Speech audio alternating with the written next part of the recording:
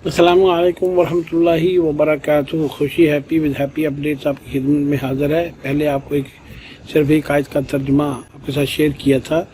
तर्जुमा कुछ यूँ है, क्या हम तुम्हें बताएं कि अमाल के लिहाज से सबसे ज़्यादा खसारे में रहने वाले लोग कौन हैं। सूरह कफ की एक आयत का तर्जुमा था। अब मज़ीद आयत का तर्जुमा आप देखने के लिए ये वीडियो मैं बना रहा हूँ। आगे अल्लाह ताला फरमाते हैं, आयत नंबर है सूरह काफ की 83 से 110 तक। तो उसमें कहते हैं, ऐ मोहम्मद सल्लल्लाहु अलैहि वसल्लम, ये लोग आपसे जुल्करनैन के बारे में पूछते हैं।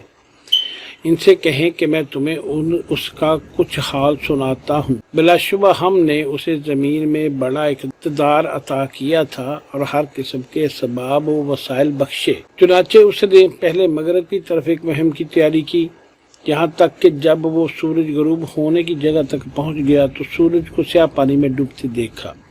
वहाँ उसे एक कौम मिली। हमने कहा, है जुल्करनैन, अब ये तुम पे मुनहसर है कि चाहे तुम इन्हें सजा दो या इनके साथ अच्छा सलूक करो। उसने अर्ज की कि जो भी इनमें से जुल्म का रास्ता अख्तियार करेगा तो हम उसे सजा देंगे, और फिर जब वो अपने रब की तरफ लौटाया जाएगा वो भी उसे सख्त सजा देगा। अलबत्ता जो ईमान लाया और नेक अमल भी करता रहा तो उसके लिए अल्लाह के पास भी अच्छा बदला है, और हम भी उसके साथ अच्छा सलूक करेंगे।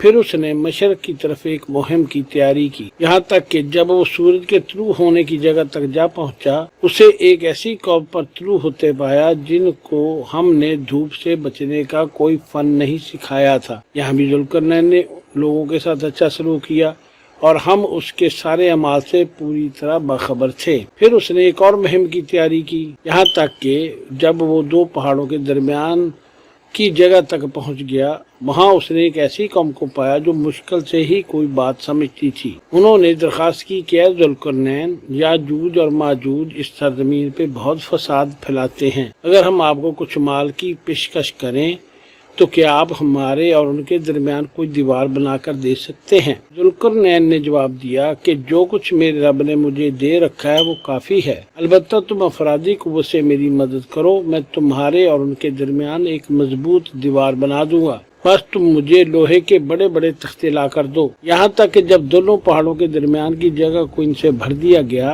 फिर लोगों से कहा कि इस पर आग दहकाओ। यहाँ तक कि जब ये आहनी दीवार लाल अंगारे की तरह हो गई, फिर उन्होंने लोगों से कहा, लाओ अब इस पर पिघला हुआ तांबा उंडेलूंगा। अब ये ऐसी दीवार बन गई है कि ना तो कोई इस पे चढ़ सकता है और ना ही इसमें सुराख कर सकता है। जुल्करनैन ने कहा, ये सब मेरे रब की रहमत है, लेकिन जब मेरे रब के वादे का वक्त आएगा तो वो इस दीवार को रेजा रेजा कर देगा। और याद रखना, मेरे रब का हर वादा बिल्कुल सच्चा है। उस दिन हम याजूज माजूज को आजाद कर देंगे और वो समुंदर में मौजों की तरह एक दूसरे से टकराते होंगे और हम सबको जमा कर लेंगे। फिर सूर फूका जाएगा। उस दिन हम जहन्नम को काफरों के सामने ला खड़ा करेंगे, उन काफरों के सामने जो मेरी नसीहत से अंधे बने हुए थे और कुछ भी सुनने को तैयार न थे। क्या इन काफरों ने ये समझ रखा है कि वो मेरे सिवा मेरे बंदों को अपना औलिया बना लेंगे। ऐसे ही काफरों की मेहमान नवाजी के लिए तो हमने जहन्नम तैयार कर रखी। क्या हम तुम्हें बताएं कि अमाल के लिहाज से सबसे ज्यादा खसारे में रहने वाले कौन लोग हैं। ये वो लोग होंगे जिनकी सारी जिद्दोजहद सिर्फ दुनिया की जिंदगी हासिल करने के लिए रही। ये वो लोग होंगे जिनकी सारी जिद्दोजहद सिर्फ दुनिया की जिंदगी हासिल करने के लिए रही और वो ये समझते रहे कि हम तो बड़े ही कामयाब हैं। यही वो लोग हैं जिन्होंने अपने रब की आयात और उससे मुलाकात का इनकार किया, लिहाजा उसके सारे अमाल ज़ाया होंगे और हम क़यामत के दिन उनके अमाल को कोई वजन नहीं देंगे। उनकी जज़ा जहन्नम है, उस कुफर के बदले जो उन्होंने किया, उस कुफर के बदले जो उन्होंने मेरी आयात तो अहकामात और रसूलों का मजाक उड़ाया।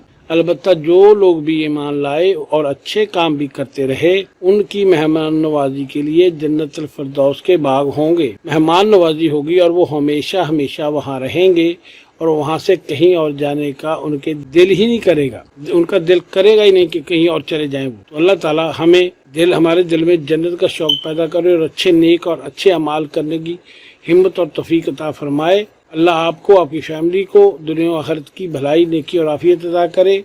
आप हमारे लिए हमारी गैर मौजूदगी में दुआ कीजिए जैसे हम करते हैं, نیکی کی بات آگے پھیلانا اور دوسروں کی غیر موجودگی میں دعا کرنا دونوں ہی سب سے آسان طریقہ ہے نیکیاں کمانے کا، جو آخرت میں ہمارے نامہ اعمال میں وزن کا باعث بن سکتا ہے۔ اللہ کرے ایسا ہی ہو، آمین ثم آمین۔ السلام علیکم ورحمۃ اللہ وبرکاتہ۔